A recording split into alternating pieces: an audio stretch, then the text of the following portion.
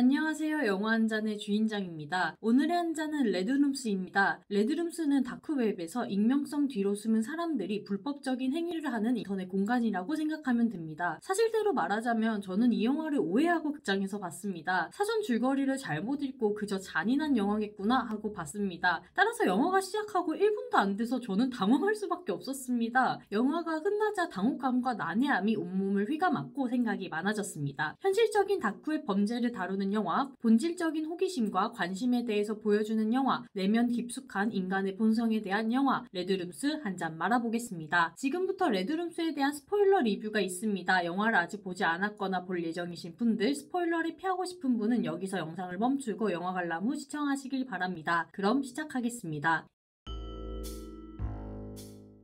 이 영화는 시선이 중요합니다. 카메라의 시선도 중요하고 주인공의 시선, 등장인물의 시선도 중요합니다. 먼저 카메라의 시선을 보겠습니다. 이 영화의 카메라의 시선은 굉장히 정적이다 라고 느꼈습니다. 인물의 표정을 보여주거나 심리 상태를 보여주는 것이 아니라면 카메라는 정적이게 움직입니다. 가운데를 기준으로 중간에 시선이 쏠리도록 잡는 것 같았습니다. 이런 것의 의도는 아마도 관객의 시선을 집중시키는 것에 있을 것입니다. 관객이 시선의 중심으로 몰리게 하여서 비중심에서 일어나는 일들을 의도적으로 잘 보이지 않도록 한 것입니다. 감독의 의도가 그렇다면 같이 봐야 할 것은 주인공 켈리앤의 태도입니다. 켈리앤은 딱 보기에도 정상적이지 않은 행동을 합니다. 잔혹하게 세 미성년자를 살해하고 고문하고 강간하고 심지어 그 고문 장면을 찍어서 다크웹에 팔았다고 의심받고 있는 용의자를 마치 추종한다는 듯한 느낌을 줍니다. 이때 조심해야 할 것은 추종한다는 느낌입니다. 켈리앤은 한 번도 자신의 입에서 자신의 행동에 대한 이유를 말하지 않습니다. 또한 켈리앤은 겉보기에는 잘 나가는 모델로서 활동하고 있습니다. 이때 켈리앤을 찍는 시선을 봐야 하는데 그 이유는 하나같이 그녀를 우러러보는 관점으로 찍고 있기 때문입니다. 모델 일을 할 때도 카메라는 켈리앤을 아래서 위로 보는 듯하게 찍습니다. 또한 켈리앤의 집은 고층 건물인데 그곳에서 밑을 보고 있는 듯한 연출을 하게 됩니다. 이는 그녀가 세상을 바라보고 있는 시선이라고 생각할 수도 있겠습니다. 클레망티는 용의자인 슈벨리를 추종하는 인물로 나옵니다. 그리고 클레망티는 그것을 드러냅니다. 따라서 예능 프로그램에 전화를 해서 슈발리는 무죄라고 말을 한다던가 선한 눈을 보면 알 수 있다. 그는 무죄다 라고 주장을 하기도 합니다. 클레망틴이야말로 하이브리스토필리아 즉 흉악 범죄자에게 매력을 느끼는 성적 도착증에 걸렸다는 것을 알 수 있습니다. 따라서 클레망틴의 시선은 편협적입니다. 이유를 밝히지 않는 켈리앤의 행동을 자신의 시각으로서 바라보며 같은 편이라고 믿습니다. 하지만 이는 재판이 진행되고 영상이 틀어지는 날 무너지게 됩니다.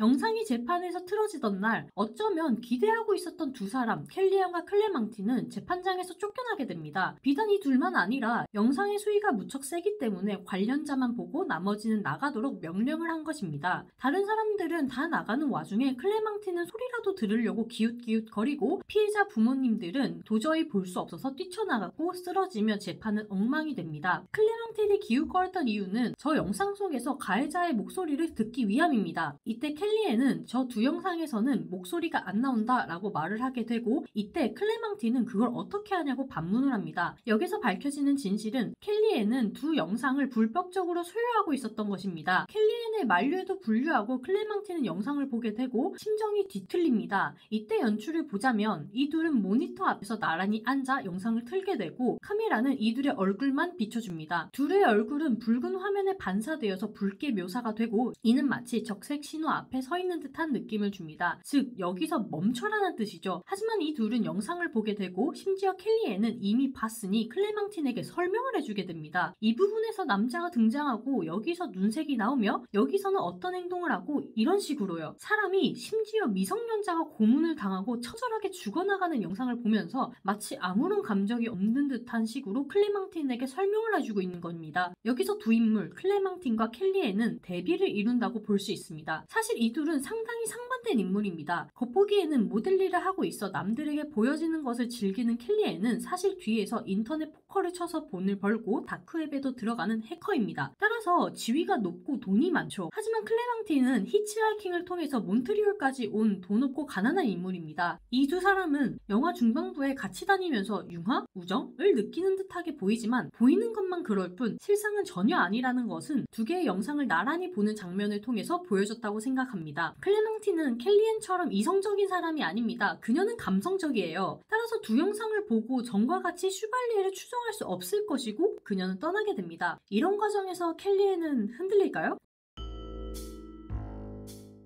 그렇지 않습니다. 그녀는 전에 했던 것과 똑같이 행동을 합니다. 재판에 참여하고 이해하기 힘든 행동을 취하고 여기서 생각해 봐야 할 것은 인간의 내면 깊이 있는 가학성입니다. 켈리에는 이 재판 자체에 관심이 많은 편이고 한편으로는 즐기고 있는 것처럼 보입니다. 하지만 표현은 하지 않죠. 그럼에도 불구하고 그녀가 하는 행동 모든 것이 켈리앤이 즐기고 있다는 것처럼 해석하게 만듭니다. 그렇다면 켈리앤은 왜 이 끔찍한 재판을 즐기는 것일까요? 제 생각에는 그녀의 깊은 본성에 대한 자연적인 반응일 것 같고 그 본성은 가학성일 것 같습니다. 사람들은 남의 불행을 보고 웃기도 합니다. 예를 들어서 친구와 같이 길을 걷고 있는데 친구가 바나나 껍질을 밟고 넘어졌어요. 그러면 그 행위가 우스꽝스러워 보이기도 하고 예기치 못해서 그러기도 하지만 내면의 가학성이라는 본능이 있기에 웃는 것입니다. 물론 정신이 제대로 박혀있는 사람이라면 그 본능을 숨기고 이런 식으로 행동할 것입니다. 아, 너 너무 아프겠다. 괜찮니? 이런 식으로요. 본능이란 것은 어떻게 보면 사회적이지 못한 거기 때문이죠. 하지만 영화는 켈리앤을 통해서 이런 내면의 본능을 여과 없이 보여줍니다. 한번 켈리앤이 마지막 영상을 찾는 과정을 보겠습니다. 그녀는 다시 다크웹에 들어가서 경매를 통해 구할 수 없었던 제일 어린 피해자의 영상을 구했습니다. 그 과정에서 그녀답지 않은 과감함을 보였고 빠르게 행동을 했죠. 구매가 확정이 나고 영상을 내려받은 켈리앤은 기뻐합니다. 그 영상을 자신이 얻었다는 것에 기뻐하는 것이죠. 그리고 그 영상을 봅니다. 저는 이런 행동이 켈리앤이 미친 정신병자 고문을 즐기는 사디스트여서 그런 것이 아니라 물론 그런 부분도 충분히 있다고 생각을 하지만 앞에서 서술했듯이 켈리앤의 가학성이라는 본능을 보여주기 위해서 이런 연출을 했다고 생각이 듭니다. 아무튼 다른 측면에서 본다면 재판을 가장 이성적이고 객관적으로 보기 위해서 그런 것 같습니다. 재판 과정에서 보자면 검사 측은 배심원들에게 굉장히 감성적으로 얘기를 하고 변호사 측은 배심원들에게 굉장히 이성적으로 얘기를 합니다. 여기서 보여주는 것은 변호사, 검사 측이 모두 한쪽으로 치우쳐져 있다는 생각입니다. 하지만 그것과는 반대대로 켈리앤을 봤을 때 객관적이다라고 볼 수 있는 것입니다. 하지만 이것도 매우 나르시스트적인 생각입니다. 그래서 켈리앤은 환호했던 것입니다. 마지막 영상을 확보하고 자신이 판단할 수 있게 되었으니까요. 제 생각에는 영화에서는 잘라서 엇갈리게 보여줬지만 머리색으로 미루어 봤을 때 켈리앤이 영상을 사고 영상을 보고 머리를 염색하고 재판장을 가고 영상을 피해자 부모님께 줬다. 이 순서대로 사건이 일어난 것 같습니다. 따라서 영상을 본 켈리앤은 그 피해자들이 느꼈던 시선을 받기 위해서 재판장에 피해 소녀들과 똑같은 행색을 하여 나타났고 용의자와 눈이 마주치자 들리는 강렬한 피해자들의 비명에 그녀는 쾌감까지 느꼈던 것입니다. 모든 것이 켈리앤에 의한 유희인 것이죠. 그러나 켈리앤이 그 유희를 끝낸 이유는 즉 결정적인 증거가 되었던 세 번째 영상을 피해자 부모님께 넘긴 것은 영화의 이유가 나오지 않지만 제 생각에는 너무 많이 밝혀졌기 때문에 흥미가 식어서 라고 봅니다.